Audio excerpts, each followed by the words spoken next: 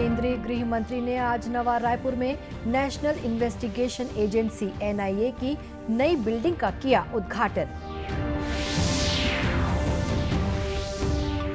राष्ट्रपति ने न्यायमूर्ति उदय उमेश ललित को आज भारत के प्रधान न्यायाधीश के पद और गोपनीयता की दिलाई शपथ।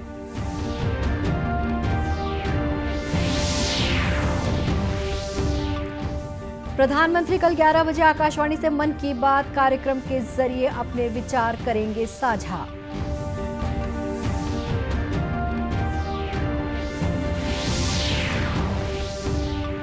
और छत्तीसगढ़ के पारंपरिक तिहार पोरा की मुख्यमंत्री ने दी शुभकामनाएं।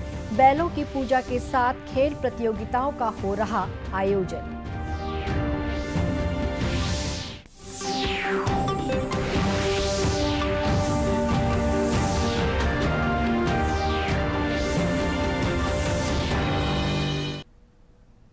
नमस्कार, आप देख रहे हैं दूरदर्शन समाचार। मैं हूं शुभ्रा भट्टाचार्य। अब समाचार विस्तार से। केंद्रीय गृह मंत्री अमित शाह ने आज नवा रायपुर में नेशनल इन्वेस्टिगेशन एजेंसी (एनआईए) की नई बिल्डिंग का उद्घाटन किया। उन्होंने कहा कि चुनाव से पहले देश के सभी राज्यों में एनआईए की ब्रांच होगी। मोदी सरकार ने वामपंथी उग्रवाद, टेररिज्म और टेररिज्म से रिलेटेड कई सारे गुना, जैसे फेक करेंसी हो, जैसे नारकोटिक्स हो, इस सब के खिलाफ एक जीरो टॉलरेंस की नीति को अख्तियार किया है। और इसीलिए हमने एनआईए को मजबूत करने में कोई कसर नहीं छोड़ी। नरेंद्र मोदी सरकार का जीरो टॉलरेंस की नीति को अख्तियार करने के लिए हर संभव ये प्रयास रहा कि आतंकवाद संबंधी सारी सूचनाओं को इरिस्पेक्टिव ऑफ पॉलिटिकल पार्टी राज्यों के साथ साझा किया जाए। आतंकवाद विरोधी जितने भी कानून हैं, आतंकवाद को सपोर्टिव जितनी भी एक्टिविटी है, इसके खिलाफ जितने कानून हैं, वो सभी कानूनों को पुख्ता और सख्त बनाया जाए। आतंकवाद विरोधी इन्वेस्टिगेशन करने वाली सभी संस्थाओं को मजबूत किया जाए और इसमें दोष सिद्धि के प्रमाण को 100% करने का लक्ष्य रखा जाए। श्री शाह ने कहा कि आतंकवाद और वामपंथी उग्रवाद की समस्या से केंद्र और राज्य सरकारें मिलकर निपटेंगी। कुछ क्षेत्र अभी भी वामपंथी उग्रवाद से ग्रसित है, मगर मुझे पूरा विश्वास है भारत सरकार और छत्तीसगढ़ सरकार दोनों मिलकर यहां से भी वामपंथी उग्रवाद को खत्म करने में हमें पूरी सफलता मिलेगी, इसका मुझे विश्वास है। हिंसक घटनाओं में 50% की कमी आई है, मौतों में 66% की, सुरक्षा बलों के मृत्यु में 71% की और आत्मसमर्पण में 140% की वृद्धि हुई। यही बताता है कि चारों मानकों में हमने बहुत अच्छा सफलता प्राप्त किया है। भारत सरकार, जहां तक वामपंथी उग्रवाद और टेररिज्म का सवाल है, राज्य सरकारों का सहयोग लेती भी है, राज्य सरकारों को सहयोग देती भी है, क्योंकि ये लड़ाई कोई राज्य सरकार या केंद्र सरकार विशेष के सामने नहीं है।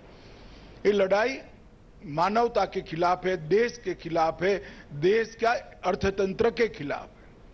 जब तक वामपंथी उग्रवाद समाप्त नहीं होता, वहां पर विकास नहीं पहुंच सकता। जब तक वहां विकास नहीं होता, वहां के लोगों का भला नहीं हो सकता। एनआईए भवन के उद्घाटन के समय मुख्यमंत्री भूपेश बघेल और पूर्व मुख्यमंत्री डॉक्टर रमन सिंह भी मौजूद थे। इससे पहले श्री शाह के रायपुर पहुंचने पर भाजपा कार्यकर्ताओं ने उनका स्वागत किया। न्यायमूर्ति उदय उमेश ललित ने आज भारत के प्रधान न्यायाधीश का पद ग्रहण किया। राष्ट्रपति द्रौपदी मुर्मू ने उन्हें राष्ट्रपति भवन में भारत के 49वें प्रधान न्यायाधीश के पद की शपथ दिलाई। In the name of God, that I will bear true faith and allegiance to the Constitution of India as by law established, that I will bear true faith and allegiance to the Constitution of India as by law established, that I will uphold the sovereignty and integrity of India, that I will uphold the sovereignty and integrity of India, that I will duly and faithfully and to the best of my ability, knowledge and judgment, that I will duly and faithfully and to the best of my ability, knowledge and judgment, न्यायमूर्ति उदय उमेश ललित सेवानिवृत्त न्यायमूर्ति NV Ramana का स्थान लेंगे। इनका कार्यकाल 74 दिन का होगा। न्यायमूर्ति ललित ने पहले कुछ ऐतिहासिक निर्णय दिए हैं और वे प्रधान न्यायाधीश के रूप में अपने कार्यकाल में कुछ प्रमुख मामलों को भी निपटाएंगे। पूर्व में वे 3 तलाक के मामले के ऐतिहासिक निर्णय में शामिल रहे हैं। न्यायमूर्ति उदय उमेश ललित ने विधि महाविद्यालय मुंबई से पढ़ाई की और आपराधिक कानून में विशेषज्ञता प्राप्त की। प्रधानमंत्री नरेंद्र मोदी कल 11 बजे आकाशवाणी से मन की बात कार्यक्रम में देश विदेश के लोगों से अपने विचार साझा करेंगे। मासिक रेडियो कार्यक्रम की ये 92वीं कड़ी होगी। ये कार्यक्रम आकाशवाणी और दूरदर्शन के सभी नेटवर्क पर प्रसारित होगा। ये आकाशवाणी समाचार की वेबसाइट और news on AIR mobile app पर भी उपलब्ध रहेगा। आकाशवाणी समाचार, दूरदर्शन समाचार, प्रधानमंत्री कार्यालय तथा सूचना और प्रसारण मंत्रालय के YouTube चैनलों पर भी कार्यक्रम सीधा प्रसारित होगा। आकाशवाणी से हिंदी प्रसारण के तुरंत बाद मन की बात कार्यक्रम क्षेत्रीय भाषाओं में प्रसारित किया जाएगा। आज छत्तीसगढ़ का पारंपरिक पोरा तिहार है। मुख्यमंत्री भूपेश बघेल ने खेती किसानी और छत्तीसगढ़ी संस्कृति के प्रतीक पोरा तिहार की प्रदेशवासियों को बधाई और शुभकामनाएं देते हुए कहा कि छत्तीसगढ़ धन धान्य से भरपूर रहे और हमारे पशुधन हमारी तरक्की में सहायक बने रहें। मुख्यमंत्री निवास पर आयोजित तीजा पोरा उत्सव में प्रदेश के विभिन्न स्थानों से आई महिलाओं ने हिस्सा लिया। उत्सव में लोक गायिका और खैरागढ़ विश्वविद्यालय की कुलपति ममता चंद्राकर ने तोर मन कैसे लागे राजा गीत से उत्सव को और खास बनाया। इस दौरान छत्तीसगढ़ की परंपरा और रीति रिवाज के अनुसार साज सज्जा के साथ स्थानीय खेलों का आयोजन किया गया और सवाल जवाब भी किए गए। इसके बाद स्थानीय कलाकारों और नर्तक दलों की प्रस्तुति ने छत्तीसगढ़ी संस्कृति की छटा बिखेर दी। इसी तरह प्रदेश भर में पोरा हर्षोल्लास के साथ मनाया जा रहा है। मिट्टी के बैल और खिलौनों की पूजा की जा रही है। भादो माह की अमावस्या को मनाए जाने वाले इस त्योहार को किसान धूमधाम से मनाते हैं। किसान भरत लाल ने बताया कि आज के दिन खेती का काम रोककर बैलों की पूजा की जाती है। नांदी बेला और पोरा जतुलिया के पूजा करसन, लक्ष्मी मघारथन और हमार देखा मैं छत्तीसगढ़ पूरा ये पूरा तिहार ला माने जाते और काम बुतला तो बिल्कुल नहीं जाए। आज के दिन वो पूरा जतुलिया जो लक्ष्मी पूजा है, यही लोग लक्ष्मी माने गए, बिल्ला माटी के बिल्ला बना के पूजा करे जाते। जांजगीर के स्कूल में बच्चों को छत्तीसगढ़ की सांस्कृतिक विरासत से परिचित कराने पोरा तिहार मनाया गया। इसमें पारंपरिक खेल प्रतियोगिताओं का भी आयोजन किया गया। स्कूल के शिक्षक नरेंद्र लहरे ने इस बारे में जानकारी दी। पारंपरिक किसानों का समर्पित त्योहार पोरा बच्चों के साथ मनाया गया। बच्चों के साथ मिलकर बच्चों का खेल कूद, फुगड़ी, गोटा, किट छोटे छोटे बच्चों का अलग अलग खेल कूद आनंदित ढंग से मनाया गया और अनेक प्रकार के जैसे पोरा त्यौहार में पूजा किए जाते हैं, नांदी बेला और पोला को बच्चों के साथ में दिखाया गया। पोरा में यहाँ के पारंपरिक पकवान ठेठरी और खुरमी विशेष रूप से बनाए जाते हैं। आज़ादी के अमृत महोत्सव के अंतर्गत प्रधानमंत्री नरेंद्र मोदी के जन्मदिन पर 17 सितंबर को देश भर में दिव्यांगों के लिए शिविर आयोजित किए जाएंगे, जिसके तहत छत्तीसगढ़ में दुर्ग और कोरबा जिले में भी शिविर का आयोजन किया जाएगा।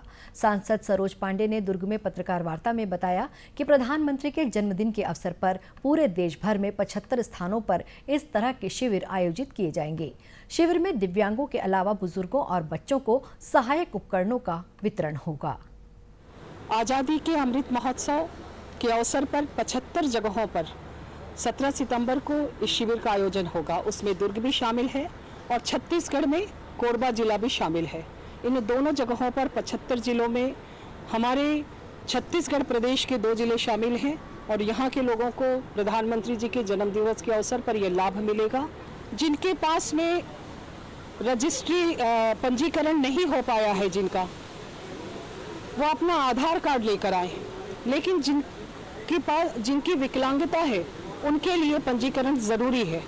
और जो बड़े बुजुर्ग हैं जो आ सकते हैं, अगर नहीं आ सकते हैं तो उस तारीख को वो अपना आधार कार्ड लेकर आए और इस फ़ोन नंबर पर 210197 इस फ़ोन नंबर पर वो अपना नाम नोट करा दें और उस तारीख को अपना आधार कार्ड लेकर आएं।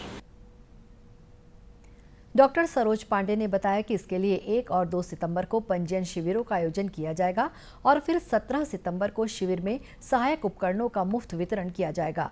शिविर में दिव्यांगों को wheelchair, tricycle, rollator, walker, mobile stand, parallel bar, floor set, box set, श्रवण यंत्र सहित अनेक उपकरण बांटे जाएंगे। प्रदेश भर में गणेशोत्सव की तैयारियां शुरू हो गई हैं। पंडाल निर्माण के साथ ही भगवान गणेश की तरह तरह की मूर्तियां भी बनाई जा रही हैं। कोरोना काल के 2 वर्ष के बाद इस बार धूमधाम से गणेशोत्सव की तैयारी की जा रही है। कोरबा में भी गणेशोत्सव के लिए बंगाल से आए मूर्तिकार भगवान गणेश की प्रतिमाओं को अंतिम रूप दे रहे हैं। कोरबा कलेक्टर संजीव झा ने बताया कि गणेशोत्सव को लेकर इस वर्ष पर्यावरण संरक्षण के लिए गाइडलाइन जारी की गई है। प्लास्टर ऑफ पेरिस की मूर्तियों के साथ ही हानिकारक रंग के उपयोग पर प्रतिबंध लगाया गया है। मूर्तियों के विसर्जन को लेकर भी गाइडलाइन जारी की गई है, जिसमें तालाबों के संरक्षण के लिए पूजन सामग्री और प्लास्टिक को तालाब में विसर्जित करने पर प्रतिबंध लगाया गया है। चूंकि इस बार अभी कोरोना के केसेस कम आ रहे हैं, थोड़ा सा लोग रिलैक्स भी हैं, तो इससे उम्मीद है कि अभी बहुत ही ज़्यादा उत्साह से लोग गणेशोत्सव का आनंद लेंगे, उसका आयोजन करेंगे। तो इसके लिए वो डिटेल गाइडलाइंस इशू हुए हैं, जिसमें है कि जो केमिकल कलर्स है, जो प्लास्टर ऑफ पेरिस है, उसको अवॉइड करना है और ऐसी चीज़ें जो इन्वायरमेंट हजार्ड के रूप में है उसको करना है। प्लास्टिक पहले से ही प्रतिबंधित हो चुका है 1 जुलाई से, तो उसको अवॉइड करना है। मूर्तिकार और पंडाल आयोजित समिति के लोगों का कहना है कि इस बार 2 साल बाद बड़ी मूर्तियां बनाई जा रही हैं, साथ ही बड़े पंडाल भी तैयार किए जा रहे हैं। हम लोग बंगाल के रहने वाले हैं, यहाँ 30-35 साल से कर रहा हूँ मूर्ति का काम। इस साल माहौल ठीक है, 2 साल कोरोना काल में नहीं हुआ था, छोटा मोटा पूजा हो रहा था। इस बार पंडाल वाले लोग सब पूजा ही कर रहा है। अब गाइडलाइन का कोई ये नहीं है, सब पूजा होगा, छोटा बड़ा सब। प्रदेश के अन्य जगहों में भी गणेश पंडाल को लेकर उत्साह का माहौल देखा जा रहा है। थीम आधारित पंडाल भी बनाए जा रहे हैं। छत्तीसगढ़ और मध्य प्रदेश में अग्निपथ योजना के तहत महिला सैन्य पुलिस रैली 19 से 22 अक्टूबर तक जबलपुर में आयोजित की जाएगी। अग्निवीर महिला रैली के लिए www.joinindianarmy.nic.in पर 7 सितंबर तक ऑनलाइन पंजीकरण किया जा सकता है। अधिक जानकारी के लिए फ़ोन नंबर 07612607637 पर संपर्क किया जा सकता है। सेना भर्ती कार्यालय रायपुर से मिली जानकारी के मुताबिक अग्निवीर योजना के तहत भारतीय सेनाओं में 4 साल के लिए युवाओं की भर्ती की जा रही है। चयनित उम्मीदवारों को प्रशिक्षण दिया जाएगा। अग्निवीर योजना देश के युवाओं को सेना में शामिल होने और मातृभूमि की सेवा का अवसर उपलब्ध कराने के लिए शुरू की गई योजना है। अब कुछ खबरें जिलों से।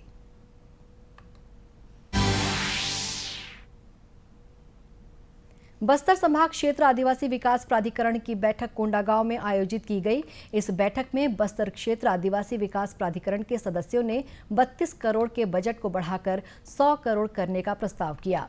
सदस्यों ने वनाधिकार मान्यता पट्टा पत्रधारियों को शासन की योजनाओं का लाभ देने के साथ ही किसानों का पंजीयन और केसीसी कार्य को ग्राम स्तर पर करने की आवश्यकता बताई। धमतरी वन मंडल के दुगली वन परिक्षेत्र में तेंदुए को मारकर शिकारी उसके चारों पंजे को ले गए हैं। मृत तेंदुए की उम्र लगभग 3 साल बताई जा रही है। अज्ञात आरोपियों पर वन्य प्राणी अधिनियम के तहत मामला दर्ज किया गया है। शिकारियों को ढूंढने रायपुर से स्निफर डॉग बुलाया गया है। जशपुर में महिला अपराध और पॉक्सो एक्ट की जांच के लिए पुलिस अधिकारियों का कार्यशाला आयोजित की गई। इस कार्यशाला में विधिक सेवा प्राधिकरण के सचिव महेश राज ने जांच अधिकारियों को इस मामले के तकनीकी पहलुओं की जानकारी दी। कार्यशाला में अधिकारियों की सलाह, सुझाव और समस्याओं पर भी चर्चा की गई। जांजगीर चांपा जिले में पुलिस द्वारा जब्त वाहनों की नीलामी की गई। नीलामी में 640 वाहन रखे गए थे। जिले में पहली बार हो रही बाइक नीलामी को लेकर 10,000 अमानत राशि रखी गई है और 10 बाइक की एक लॉट बनाई गई है। इसी के साथ ये समाचार बुलेटिन समाप्त हुआ। नमस्कार।